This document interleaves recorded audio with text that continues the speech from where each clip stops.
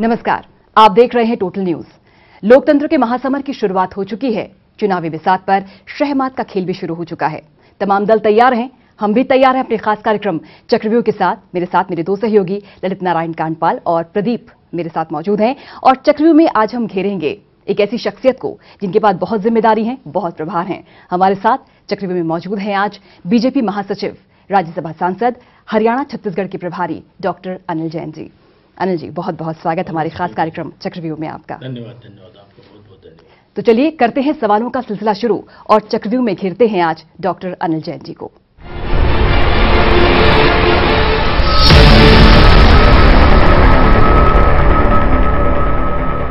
एक बार फिर से बहुत बहुत स्वागत सर हमारे खास कार्यक्रम चक्रव्यूह में।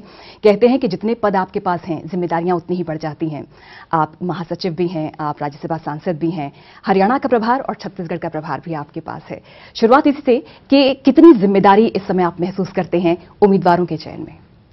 नहीं, जिम्मेदारी है और उम्मीदवारों का चयन हम पूरी टीम आपस में सलाह मशवरा करके केंद्र को देती है। केंद्र की चुनाव समिति उम्मीदवार तय करती है। चुनावी बिगुल बज गया है और अगर देखें आप तो लोकसभा चुनाव का जो समर है काफी कठिन मुकाबला माना जा रहा है। ऐसे में जबकि चौकीदार वर्सेस चौकीदार ये लड़ाई शुरू हुई है, सब बीजेपी नेता अपने नाम के आगे चौकीदार उन्होंने जोड़ लिया है। ये क्या परिवर्तन है? देखिए, जिस प्रकार से इस देश के प्रधानमंत्री के बारे में एक सबसे पुरानी और सबसे बड़ी पार्टी हुआ करती थी, उसके राष्ट्राध्यक्ष ने इतनी गलत तरीके से भाषा का उपयोग किया है, सारा देश इससे आहत है, चाहे वो भाजपा के साथ है चाहे भाजपा के साथ ना हो। अब जब हमने ये तय किया कि देश में जो भी आतंकवाद से लड़ना चाहता है तो अपने आप को चौकीदार कहे, देश में जो भ्रष्टाचार से लड़ना चाहता है वो अपने आप को चौकीदार कहे, देश में जो परिवारवाद से लड़ना चाहता है वो अपने आप को चौकीदार कहे, देश में जो तुष्टीकरण से लड़ना चाहता है वो अपने आप को चौकीदार कहे, देश में जो जातिवाद से लड़ना चाहता है वो अपने आप को चौकीदार कहे, देश में जो गरीबी से लड़ना चाहता है वो अपने आप को चौकीदार कहे, जो देश की प्रगति करना चाहता है वो अपने आप को चौकीदार कहे, जो सेना के सम्मान के साथ खिलवाड़ नहीं देखना चाहता है वो अपने आप को चौकीदार कहे। आपको लगता है कि यही चुनावी मंत्र है इस बार? निश्चित रूप से अगर सेना का मनोबल गिराकर लोग सबूत मांगते हैं, इस देश की सेना के साथ खिलवाड़ करने की कोशिश करते हैं। सेना के साथ तो किसी ने खिलवाड़ नहीं किया, खिलवाड़ आंकड़ों के साथ किया। आंकड़ों पर ये आरोप बीजेपी पर लगे कि उनके नेताओं ने आंकड़ों की बाजीगरी शुरू की। जो उन्होंने कहा है 400, 300 नहीं, ये सब सेकेंडरी है। सर्जिकल स्ट्राइक का उन्होंने सबूत मांगा था कि नहीं मांगा था देश के सामने, और फिर एक मिनट आता हूं मैं, सर्जिकल स्ट्राइक प्रूव हो गई। अब पुलवामा पर एयर स्ट्राइक हुई है, ये कोई एयर स्ट्राइक एयरफोर्स ने की है, एयर स्ट्राइक के सबूत मांग रहे हैं, आज तक सबूत मांग रहे हैं। वो बात कहते हैं जो इमरान को अच्छी लगे, वो बात कहते हैं जो आतंकवादियों को भाए। इस तरह का देश में आप बीजेपी के खिलाफ करिए, प्रधानमंत्री के खिलाफ जो आरोप लगाइए, लेकिन देश के सम्मान के साथ, देश के मनोबल के साथ, क्योंकि इस तरह की बात करने से देश का मनोबल गिरता है। क्या यही वजह है कि अब रैलियों में चाहे मिशन शक्ति हो या फिर एयर स्ट्राइक, ये खूब भुनाने की कोशिश की जा रही है? देखिए, वजह तो इस चुनाव में देश की जनता के सामने जब इन्होंने देश के मान सम्मान के साथ खिलवाड़ करना शुरू किया, अगर विपक्ष इस बात के सबूत मांगेगा तो विपक्ष को बेनकाब करना हमारा काम है। जब वो चुनाव के माहौल में ज्यादा काम है, हम निश्चित रूप से उनको एक्सपोज करेंगे कि उन्होंने किस प्रकार से एक बात कल आदरणीय राजनाथ जी ने कही, जब 71 का युद्ध हुआ था तो देश जीता था, लड़ाई तो सेना ने लड़ी थी। इंदिरा गांधी के बारे में हमारे तब के नेता और अटल बिहारी वाजपेयी जी ने संसद में और संसद के बाहर भूरी भूरी प्रशंसा की थी। सारे देश ने इंदिरा गांधी की प्रशंसा की थी। इंदिरा गांधी ने लड़ाई लड़ी थी क्या? लड़ाई तो सेना नहीं लड़ी थी। तो तारीफ करने का मौका दूसरों को क्यों नहीं मिल रहा? आज रैलियों में अगर प्रधानमंत्री बार-बार ये मुद्दा उठाएंगे, आज प्रधानमंत्री नरेंद्र मोदी जी के नेतृत्व में सर्जिकल स्ट्राइक हुई, सारी दुनिया ने देखा कि इजराइल और अमेरिका के बाद दूसरे के घर में घुसकर अगर मार कर सकता है तो भारत कर सकता है। दूसरी बार जब पुलवामा का घटना हुई, सारा देश क्षुब्ध था, तब सेना को खुली छूट देना और खुले में खुली छूट देना, सेना स्थान तय करे, सेना अपना रणनीति तय करे, सेना अपनी जगह तय करे, प्लान तय करे, और सेना इसका बदला ले, और सेना ने बदला लिया, तो ये आखिर निर्णायक नेतृत्व की तरफ तारीफ होनी चाहिए कि नहीं होनी चाहिए? सारे देश को निर्णायक नेतृत्व का तारीफ। सवाल ये है कि जो आरोप लग रहे हैं बीजेपी पर, ये आरोप लग रहे हैं कि वो राजनीतिकरण कर रहे हैं और ये इसी मुद्दा बना रहे हैं, प्रधानमंत्री कर रहे हैं, और पूरा चुनाव असल मुद्दों से डाइवर्ट किया जा रहा है। देखिए, ये निश्चित रूप से इस मुद्दे का राजनीतिकरण किया और विपक्ष ने किया। विपक्ष ने इस बात को देश के साथ जोड़कर रखते, एक दिन के बाद तीसरे दिन से उन्होंने सबूत मांगने शुरू किए, सेना का मनोबल गिराने का काम किया। यह राजनीतिकरण का काम विपक्ष ने शुरू किया, जो कि अगर विपक्ष ये बात नहीं कहता, हम नहीं बोलते ये बात, लेकिन विपक्ष ने अगर इस बात में सेना का मनोबल गिराने का काम किया है और सबूत मांगने का काम किया है, देश के साथ खिलवाड़ कोई नहीं सही। लेकिन वो तो ये भी कहते हैं कि दरअसल आप मुद्दों से भटका रहे हैं, क्योंकि वो हम मुद्दों पर आ रहे हैं, हम मुद्दों पर आ रहे बात करते हैं, हम दूसरे मुद्दों की बात करते हैं, मुद्दे लेकर राष्ट्रीय मुद्दों की बात करते हैं, हम राष्ट्रीय मुद्दे बात करते हैं। हमने विकास के मुद्दे की बात करी, हमने रोजगार के मुद्दे की बात करी है, हम एक एक मुद्दे पर बात करने को तैयार हैं एट एनी लेंथ। आज मैं आपके सामने विकास के मुद्दे पर, इस देश में दो ही मुद्दे हैं इस समय, विकास और देश की सुरक्षा और देश का मान और सम्मान। इस मुद्दे पर हम एट लेंथ बात करने को तैयार हैं। हमने कहा है, हमारे प्रधानमंत्री ने कहा है, देश में जो विकास के साथ हैं वो आगे चल बढ़े और हमारे साथ आगे बढ़कर फिर से पूर्ण बहुमत देकर दोबारा सरकार बनाए। इस बात को जनता के सामने हम दमदारी से अपना हिसाब देकर कर रहे हैं। डॉक्टर साहब, फिर सवाल ये खड़ा हो रहा है, अगर आप बेरोजगारी पर जवाब देने को तैयार हैं, आप विकास पर बेरोजगारी तैयार हैं, तो ये चौकीदार मूवमेंट को इतना बड़ा चढ़ा कर नहीं, चौकीदार मूवमेंट किसने शुरू किया? नहीं, शुरू भले ही उन्होंने किया। नहीं, भले ऐसे नहीं होता कि उनको क्लीन चिट दे दीजिए आप, भले ही क्या होता है। लेकिन उन्होंने देश के प्रधानमंत्री के साथ जिस प्रकार की अपशब्दों का उपयोग किया, ये चौकीदार मूवमेंट से घबरा क्यों रहे भाई? चौकीदार मूवमेंट से आप भी लिखो अपने आप को चौकीदार, आप भी लिखो। चौकीदार कहने से कोई बदनामी हो रही है क्या? ये मूवमेंट जारी करने से हम किसी की बेइज्जती या किसी के ऊपर कीचड़ उछाल रहे हैं क्या? हम चौकीदार हैं, हम देश के नागरिकों को कह रहे हैं कि हम चौकीदार हैं, तो इसमें आपत्ति क्या है? इसमें आपत्ति क्या है? मौका ये मिल रहा है कि आपने विपक्ष डाइवर्ट कर दिया। कुछ नहीं, विपक्ष को मौका ये मिल रहा है, विपक्ष को कोई मौका नहीं मिल रहा है, उनकी खिसियाट है। सारा देश, मैं भी चौकीदार हूं, इस मूवमेंट के साथ जुड़ गया है और सारे देश में इस बात का जुनून है कि हम गंदगी से लड़ेंगे, हम स्वच्छता के लिए लड़ेंगे, हम गरीबी से लड़ेंगे, हम विकास के लिए लड़ेंगे, हम देश के लिए लड़ेंगे, देश के सम्मान के लिए लड़ेंगे, हम सेना के लिए लड़ेंगे, हम आतंकवाद को मिटाने के लिए लड़ेंगे। हरियाणा की ओर फोकस कर लेते हैं सर, क्योंकि हरियाणा में खूब गहमा गहमी है। 10 की 10 लोकसभा सीटें जीतने का आप लोग दावा कर रहे हैं, आधार क्या है? देखिए, अभी आपने हरियाणा का सारा सिनेरियो देखा है। इस समय देश में एक तो नरेंद्र भाई मोदी जी की लोकप्रियता, जो मैं अगर आप मुझे थोड़ी सी राजनीति की समझ मानते होंगे, तो 2014 से ज्यादा नरेंद्र भाई मोदी जी के साथ देश खड़ा है। नहीं, और इसमें आ रहा है कि ग्राफ थोड़ा गिरा है ना। मैं तो बता रहा हूं आपको, आप जो सर्वे बाद में आने लग जाएंगे, क्योंकि नरेंद्र भाई ने सवाल शुरू करी तो बढ़ गया।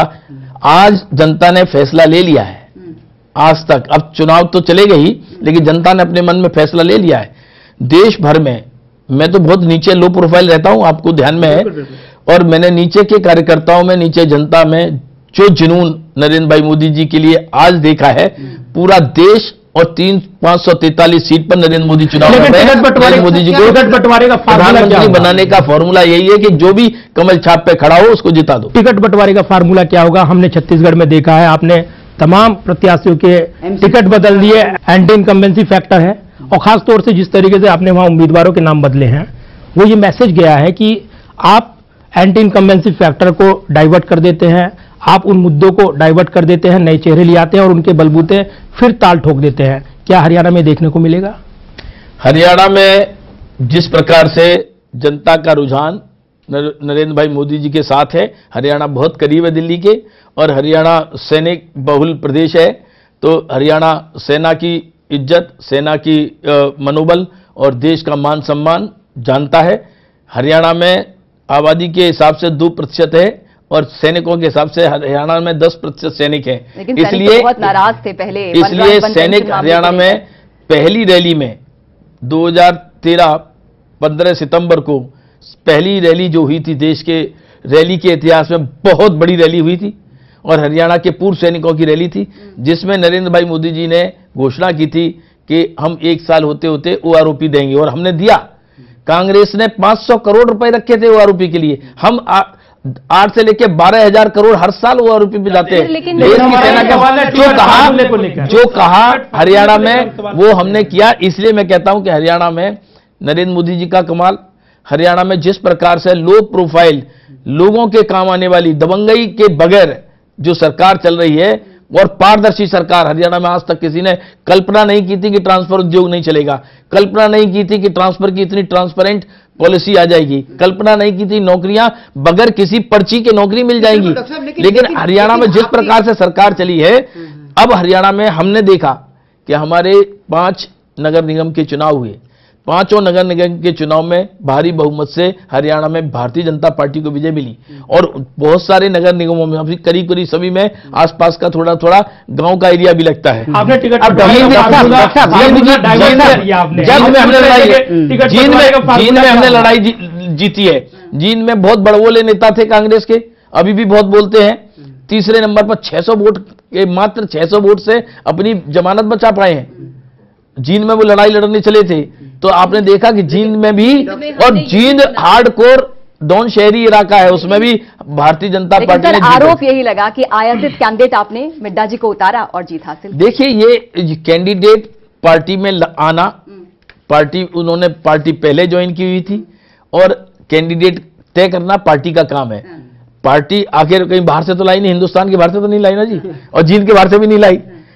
पार्टी में कौन अपनी निष्ठा रख रहा है, और ये पार्टी तय करती है किसको टिकट। अच्छा, डॉक्टर साहब एक सवाल ये है कि पैराशूट कैंडिडेट को लेकर सवाल खड़े हो रहे हैं कि पैराशूट लोग जो आप लोगों को लेकर आ रहे हैं, एक के बाद एक लोगों को लेकर आ रहे हैं, आपको नहीं लगता कि स्थानीय काडर में इससे नाराजगी पैदा हो जाएगी? कोई पैराशूट कैंडिडेट नहीं है, सब भारतवासी हैं, और भारत में नरेंद्र भाई मोदी जी के नेतृत्व में पूर्ण निष्ठा से जो लोग आ रहे हैं उनको ले रहे हैं। अभी हमने हरियाणा में इतने लोग जिन्होंने ज्वाइन किया है, ये कैंडिडेचर के बिना शर्त भारतीय जनता पार्टी में लोग आ रहे हैं, और खाली हरियाणा में नहीं, सारे देश में आ रहे हैं। मैं उत्तर प्रदेश का रहने वाला हूं, हर रोज उत्तर प्रदेश में सपा बसपा कांग्रेस के बड़े नेताओं की लिस्ट मेरे पास आती है, जबकि मैं सीधा उत्तर प्रदेश नहीं देख रहा हूं, तो भी आती है। और सारे देश में इस तरह का इनफ्लो भारतीय जनता पार्टी की तरफ चला है, क्योंकि लोग नरेंद्र मोदी जी के नेतृत्व में काम करना चाहते हैं, देश की सेवा करना। आपने जिंद उपचुनाव का जिक्र किया है, और जिंद उपचुनाव में अगर हम राजकुमार सैनी का जिक्र नहीं करते हैं तो बात अधूरी रह जाएगी। बीजेपी पर यह आरोप लगते हैं कि वो पहले आपकी मदद के लिए खड़े हुए, अब बीएसपी के साथ गठबंधन उनका हो गया है, तो ऐसे में बीजेपी को आने वाले चुनाव में नुकसान उठाना पड़ सकता है क्या? देखिए, कोई एंटिटी नहीं है, और मुझे लगता है कि वो लोकसभा के चुनाव तो लड़ ही नहीं पाएंगे, और इससे सारी प्रदेश की जनता व्यक्तिशय और व्यक्तिवाद की राजनीति को समझ गई है, वो क्या चाहते हैं स्वयं के लिए। इसलिए आप देखिएगा, सैनी समाज में भी उनका वजूद समाप्त हो गया। बाकी चुनावों में काफी अग्रेसिव वो नजर भी आए थे, बीएसपी से गठजोड़ हो गया। अब देखिएगा अब कहां कितने अग्रेसिव नजर आ रहे हैं। 3 सीटें, रोहतक, हिसार और सिरसा, ये 3 सीटें यहां पर कहा यह जा रहा है कि मुश्किल सीटें हैं, कोई उम्मीदवार आपको नहीं मिल रहा, क्योंकि रोहतक में देखा कि 2014 में मोदी लहर के बावजूद भी ये सीट निकल गई थी आपके हाथ से। देखिए, रोहतक, हिसार, सिरसा में उम्मीदवार की कतार है। बहुत हम लोग को तकलीफ इस बात की है कि हम किसको चुने। बहुत अच्छे अच्छे उम्मीदवार हैं, और आप ये देखिएगा कि इस बार दीपेंद्र हुड्डा की निश्चित हार होने वाली है। सर, ये बताइए, क्या आपको लगता है कि जींद चुनाव टर्निंग पॉइंट साबित होने वाला बीजेपी के लिए? नहीं, देखिए, जींद चुनाव ही नहीं, मैं आपसे कह रहा हूं कि जिस प्रकार से हरियाणा में लो प्रोफाइल दबंगई के बगैर, दादागिरी के बगैर, भूमाफियागिरी के बगैर, और एक पूरे हरियाणा को एक दृष्टि से विकास करने की दृष्टि से काम करने वाली सरकार, पारदर्शी सरकार, ऐसी सरकार के कारण से वहां हरियाणा में लोगों का मन एक तो बीजेपी की तरफ, मनोहर लाल खट्टर की सरकार की तरफ रुझान बढ़ा है। दूसरी तरफ देश में जिस प्रकार से नरेंद्र भाई मोदी जी ने 56 महीने की सरकार जो चलाई और उसमें जो निर्णय किए हैं, उससे भारत में ही नहीं दुनिया में जहां भी भारतवासी है उसका मस्तक ऊंचा हुआ है, मान सम्मान स्वाभिमान बढ़ा है। इस बात को कोई नहीं नकार सकता, हमारे विरोधी भी नहीं नकार सकते। सादगी और सीधी सरकार की आप बात कर रहे हैं, लेकिन आरोप तो ये भी लगते हैं खट्टर सरकार पर कि इतनी सीधी सरकार है, इतनी सीधी सादी सरकार है कि जो आईएएस अधिकारी की लॉबी है वो हावी है और वो अपने हिसाब से नौकरशाही हावी है और फैसले नहीं ले पाती समय जब जब जब इस तरह की सरकारें चलती हैं देश में, आप इसका हिसाब देखिएगा, तब जब जनता की लो प्रोफाइल सरकार चलती है तो लोग कोई इन पर मुद्दा नहीं होता तो नौकरशाही हावी है ये कहकर उसको छोटा कर मिनिमाइज करने की कोशिश करते हैं। नहीं तो क्या है, दबंगई में है अगर निकला चीफ मिनिस्टर तो पता लगा दबंगई से सारी लोग खड़े हैं उधर। अनुभवहीन सरकार का भी आरोप लग गया था। देखिए, अनुभव प्राप्त करने में कुछ वक्त लगता है, इसमें कोई दो राय नहीं, रफ्तार पकड़ रही है कोई दो राय नहीं है कि, लेकिन अनुभव प्राप्त करने के बाद जिस तेजी से सरकार ने काम किए हैं और वजूद बनाया है, आम आदमी के मन में मनोहर लाल खट्टर सरकार के प्रति सम्मान है, ईमानदार है, ये बात कहते हुए उन्होंने सरकार को, अब आम आदमी का आज जो सर्वे आ रहा है कि मनोहर लाल की सरकार बाई एंड लार्ज ईमानदार सरकार है, ऊपर कोई ऐसे घपले घोटाले कहीं स्कैम की चर्चा सुगबुगाट और बू तक नहीं है। इस ऐसी सरकार, ट्रांसपेरेंट सरकार चलाने वाले मनोहर लाल खट्टर के प्रति अब बहुत बड़ी एक्सेप्टेबिलिटी हुई। जब सत्ता में नहीं थे तब लगातार ये दावे किए जा रहे थे कि खूब जो घोटाले हुए हैं हुड्डा सरकार के कार्यकाल में उनको उजागर किया जाएगा, जमीन घोटालों को उजागर किया जाएगा, लेकिन 5 साल में कहीं ना कहीं स्पीड कम नजर आई और अब कांग्रेस ने तो हुड्डा को ही कमान सौंप दी है इलेक्शंस के लिए। क्या आपको लगता है चुनौती है या नहीं है? कैसे देख रहे हैं आप कांग्रेस को, कैसे आंक रहे हैं आप? देखिए, जिस प्रकार से देश की कानून प्रक्रिया है उसके हिसाब से ही हमने काम करने थे। हमने कोई बदले की भावना से काम नहीं करने। हम कांग्रेसियों की तरह सरकार नहीं चलाते हैं। जैसे छत्तीसगढ़ में बघेल ने आते ही एसआईटी पर एसआईटी रोज गठित करने में लग गए हैं, हमने वैसा नहीं किया है। कानून के हिसाब से काम किया है और कानून के हिसाब से रॉबर्ट वाड्रा भी फंस रहे हैं और कानून के हिसाब से हुड्डा साहब को भी अंततोगत्वा जब निर्णय आएगा तो कहाँ जाना होगा आप समझ सकते हैं, क्योंकि जिस प्रकार से एजेएल के मामले में या गुड़गांव की या पंचकुला की जमीनों के मामले में इन्होंने धांधली की है, ये इससे बच नहीं सकते। ये तो अदालत में विचाराधीन मामला है, लेकिन अगर देखिए आप जिस तरीके से वो कहते हैं, खास तौर से वो कहते हैं कि चुनावी वक्त आता है तो रॉबर्ट वाड्रा की याद आ जाती है, हुड्डा जी को निशाना बनाया जाता है, वो ये आरोप लगाते हैं। ये भी कहते हैं कि राजनीतिक बदले की भावना से ये कार्रवाई होती है, क्योंकि अपने घर में जो कानून व्यवस्था है उसको मैसेज देना है, इसलिए विरोधियों को निशाना बनाना है। देखिए, जहाँ तक कानून व्यवस्था की बात है, हमारे हरियाणा प्रदेश में जब से ये सरकार चली है, ये इस सरकार के रहते कानून की लॉ एंड ऑर्डर सिचुएशन बहुत बेटर हुई है। और जहाँ तक आम आदमी का सवाल है, आम आदमी अपने आप को महफूज मानता है, सुरक्षित मानता है और किसी प्रकार की गुंडई बदमाशी से अपने आप को महफूज समझता है। दूसरी बात, जहाँ तक जो रॉबर्ट वाड्रा और हुड्डा साहब के केसेस की बात है, जिसने जैसा किया है वो वैसा भरेगा।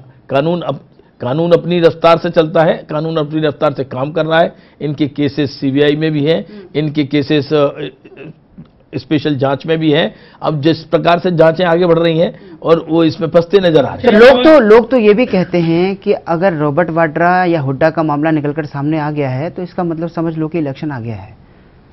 नहीं, देखिए, इलेक्शन तो ये मामला तो इनका 2 साल से चल रहा है।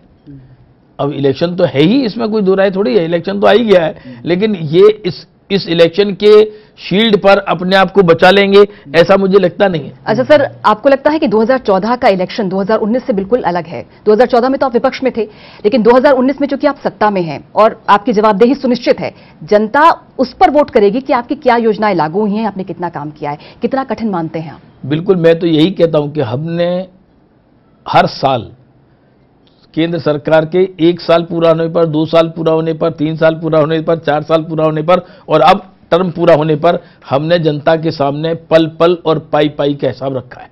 आज तक इस देश में जिन्होंने राजनीतिक पार्टियां चलाई हैं, जिन्होंने सत्ता चलाई है केंद्र में, कभी अपना हिसाब जनता के सामने रखा ही नहीं। विपक्ष भी पाई पाई का हिसाब रख रहा है सर, 2 करोड़ रोजगार की बात उठा रहा है। मैं बताता हूं, रोजगार पर आपने अच्छा सवाल किया है, मैं ये चाहता ही था कि आप ये सवाल करो। रोजगार का अभिप्राय क्या है?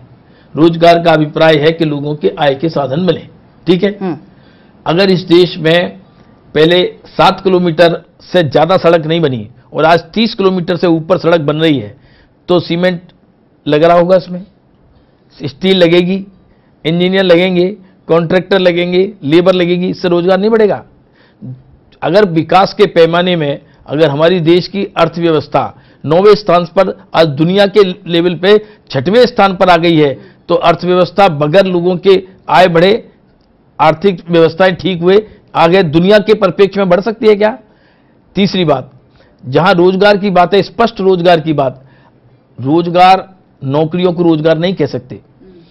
इस 130 करोड़ के देश को कोई नौकरियों से रोजगार नहीं दे सकता।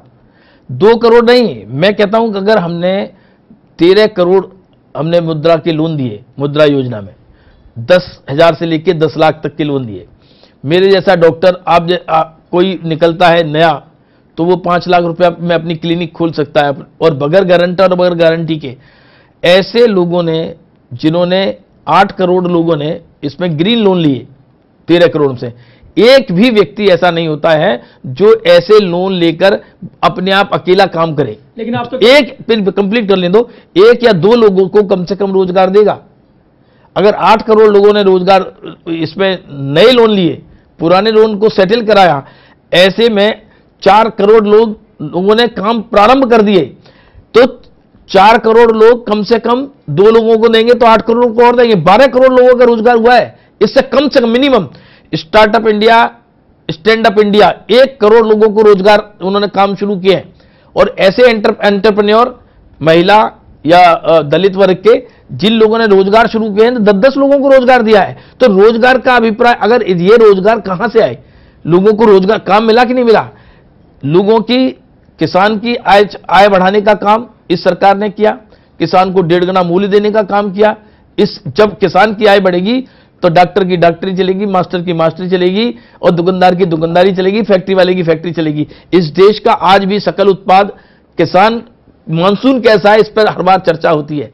अर्थात किसान की जेब में पैसा गया है, उसकी क्रय शक्ति बढ़ेगी तो देश में सब प्रकार के काम धंधे ठीक चलेंगे। ये काम करने का जो मूल है, जड़ है, उस पर काम नरेंद्र मोदी सरकार ने किया है। आप कह रहे हैं, एक आंकड़ा दे रहे हैं, 12 करोड़ रोजगार आपने दिए हैं, जबकि सरकार ने ये कहीं आंकड़ा नहीं दिया है। दूसरी तरफ अगर कहें तो विरोधी कहते हैं तो 2 करोड़ रोजगार पैदा करने की बात थी, 2 करोड़ रोजगार पैदा नहीं हुए, बल्कि नौकरियां गई हैं लोगों की नोटबंदी के बाद, ये आरोप है। एक बात मैं इसी को आके बढ़ाता हूं आपके सामने कि ये एम्प्लॉयमेंट एक्सचेंज के आंकड़े नहीं है जो मैं आपसे बात कर रहा हूं।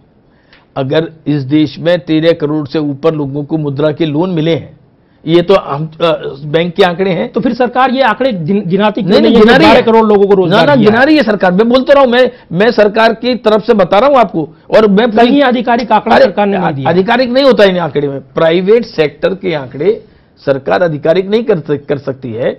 मैं ये कह रहा हूं आपको कि अगर इतने लोन मिले हैं और इतने लोगों ने काम शुरू किया है तो अकेला काम नहीं करेगा कोई। ये तो सिंपल बात है, मैं और हूं, आप हो, कोई भी होगा, लोन लेगा, किसी के साथ छोटा एक ब्यूटी पार्लर की दुकान भी कोई खोलेगा तो 2 हेल्पर मिनिमम रखता है। ऐसे काम अगर देश में 12 करोड़ लोगों को काम मिला है तो ये रोजगार नहीं है।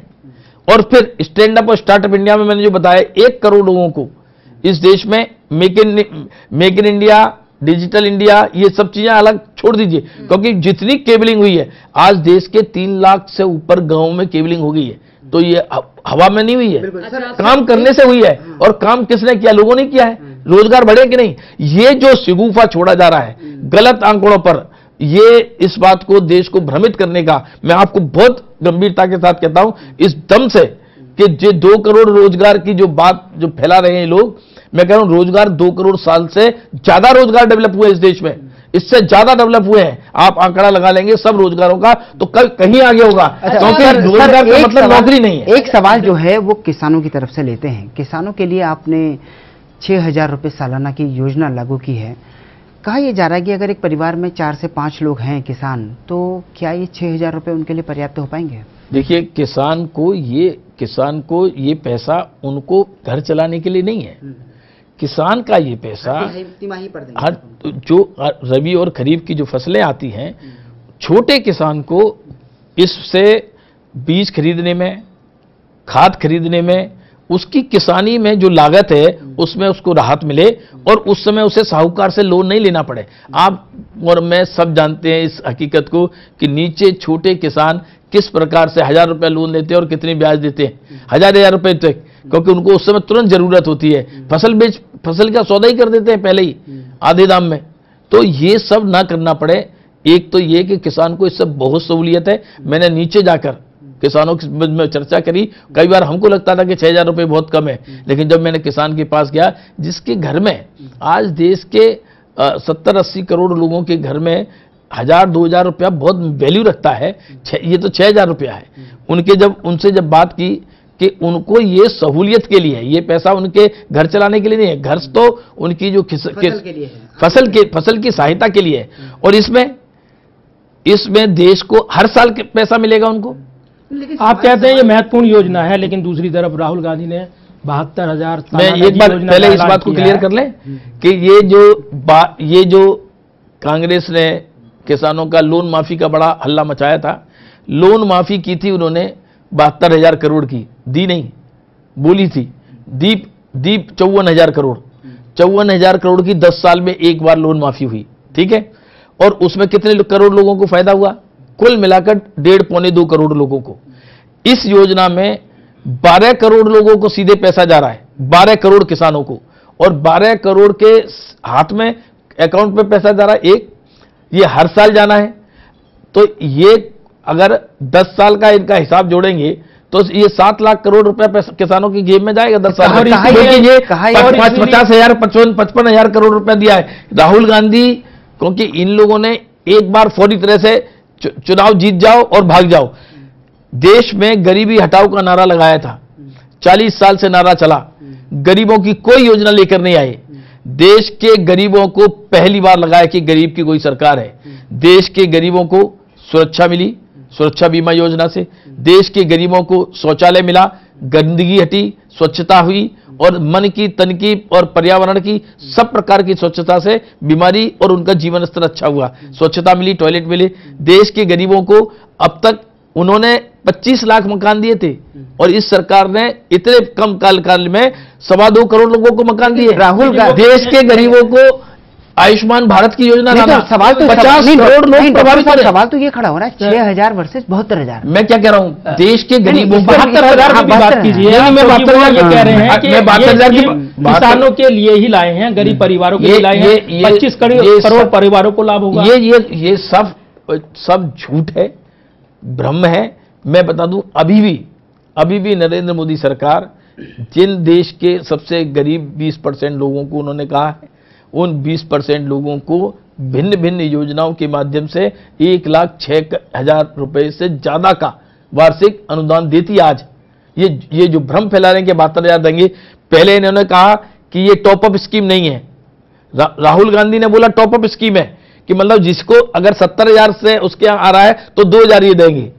आपको पता है ना टॉपअप स्कीम है ये? आपको जानकारी है कि नहीं? पहले स्पष्टीकरण दे दिया उस पर? नहीं, कोई स्पष्टीकरण नहीं दिया है, स्पष्टीकरण झूठ बोला है।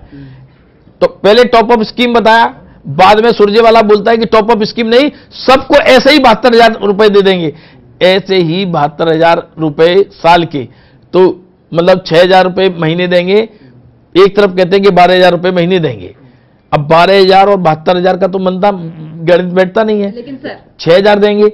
ये इससे ज्यादा नरेंद्र मोदी सरकार आज की तारीख में 1,06,000 रुपए सालाना लोगों के खाते में डलवाती। चाहे एक परसेप्शन की भी लड़ाई होती है। हमने देखा कि राजस्थान, छत्तीसगढ़, मध्य प्रदेश में राहुल गांधी ने कहा कि किसानों का कर्जा माफ कर देंगे, और शायद वही असर हुआ और वहां पर उनकी सरकार बनी। क्या ये भी हो सकता है कि 72,000 की जो न्याय योजना और इसलिए 15 लाख राहुल गांधी, परसेप्शन की लड़ाई, मूड बदल जाए और विश्वास करे कि हाँ ऐसा हो सकता है? मैं कह रहा हूं परसेप्शन की लड़ाई ये है कि मैं ये आप बता दूं कि इस देश में गरीब कल्याण के लिए गरीबी हटाओ का 40 साल नारा देने वाली एक तरफ सरकार है, दूसरी नरेंद्र मोदी सरकार जिसने देश के गरीबों के जीवन में बड़ी परिवर्तन लाया। साल में, पिछले 5 साल में सबसे ज्यादा किसान आंदोलन हुए हैं। नहीं, सबसे ज्यादा पिछले नहीं, ऐसा नहीं। आप क्या बात करें? तमिलनाडु से उठकर किसान यहाँ पर पहुंच रहे हैं, हरियाणा से किसान यहाँ पर पहुंच रहे हैं। आप किसान आंदोलन का इतिहास पढ़िए, फिर जो किस प्रकार से शेतकारी आंदोलन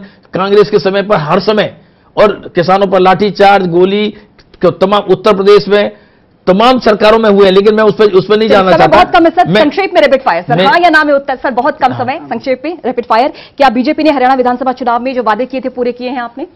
ऑलमोस्ट। हरियाणा में सभी वर्गों की पार्टी बन गई है बीजेपी, आपको ऐसा लगता है? निश्चित रूप से। जाट आरक्षण आंदोलन की हिंसा का क्या बीजेपी को फायदा मिल रहा है? नहीं, हम किसी भी आंदोलन से और किसी हिंसा से लाभ लेना नहीं चाहते, लेकिन प्रदेश की जनता हमारे साथ है। क्या नॉन जाट का महत्व बढ़ गया है हरियाणा में? नहीं, नॉन जाट नहीं, हम सब 3600 बरादरी की राजनीति करते हैं, सब हमारे साथ हैं। विपक्ष लगातार भगौड़ों का मुद्दा उठाता है, क्या उससे नुकसान उठाना पड़ेगा आपको? नीरव मोदी हो या फिर मेहुल चौकसी हो? मैं इसको बहुत स्पष्ट करना चाहता हूं, ये भगौड़े कैसे डेवलप हुए देश में। देश की अर्थव्यवस्था की जो 2 मिनट आप बात कर लीजिए। मेरा कहना है कि भगौड़े कैसे पड़ेगा या नहीं? नहीं, भगौड़े किसने बनाए? अनाप शनाप बगैर गारंटी के लोन किसने दिए?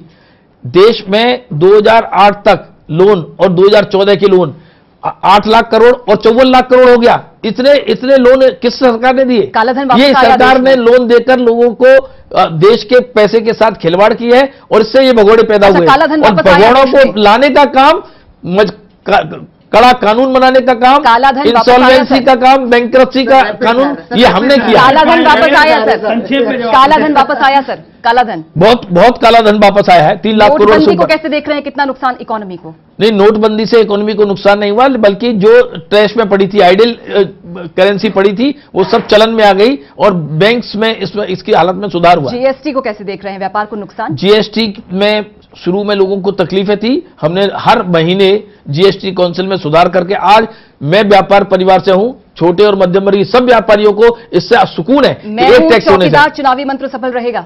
निश्चित रूप से रहेगा, क्योंकि देश में सब लोगों के मन में है कि जिस प्रकार से नरेंद्र मोदी जैसे ईमानदार, कर्मठ, पराक्रमी, परिश्रमी प्रधानमंत्री को अगर लोग गाली देते हैं, अपशब्दों का उपयोग करते हैं, तो हम नरेंद्र मोदी के साथ खड़े हैं, हम चौकीदार बनके खड़े हैं। एक सवाल में आपने जो नहीं किया है देश के राजनीतिक हालात का, वो सबसे ज्यादा जरूरी और अहम सवाल यह है कि आखिर विपक्ष किसके नेतृत्व में लड़ रहा है, कौन है उनका नेता? ये सवाल हम उनसे पूछेंगे। नहीं, आप बताइए उनका नेता कौन है? आज हमारे साथ हमारा सेनापति, हमारा नेतृत्व तय है और देश में नहीं दुनिया में जिसकी गूंज है, ऐसा नेता हमारे साथ है। उनके साथ कौन है? चलिए, बहुत शुक्रिया। आपने एक चलते सवाल की, जो टिकट बंटवारे फार्मूले का रह गया था, आपने अपनी बात रखी। हम ये जानना चाहेंगे, क्या हरियाणा में टिकट बंटवारा फार्मूला आप लागू कर रहे हैं और क्या ये छत्तीसगढ़ की तर्ज पर होगा? नहीं, किसी छत्तीसगढ़ की अलग परिस्थिति, हरियाणा की अलग परिस्थिति है। कोई टिकट बंटवारे का फॉर्मूला तय फॉर्मूला नहीं है। जो लोग जीतने वाले हैं, जिन्होंने ठीक काम किया है, जिनका परसेप्शन अच्छा है, हम उन सबको टिकट देंगे और निश्चित रूप से 10 की 10 सीटें जीतेंगे। बहुत शुभकामनाएं आने वाले इलेक्शन के लिए आपको सर, बहुत बहुत शुभकामनाएं और हमारे खास कार्यक्रम चक्रव्यूह में आने के लिए आपका बहुत आभार। धन्यवाद। हमारे साथ चक्रव्यूह में आज थे बीजेपी महासचिव, राज्यसभा सांसद, हरियाणा छत्तीसगढ़ के प्रभारी डॉक्टर अनिल जैन जी। अगले खास कार्यक्रम में फिर एक शख्सियत के साथ हम फिर हाजिर होंगे। इजाजत दीजिए, आप देखते रहिए टोटल न्यूज।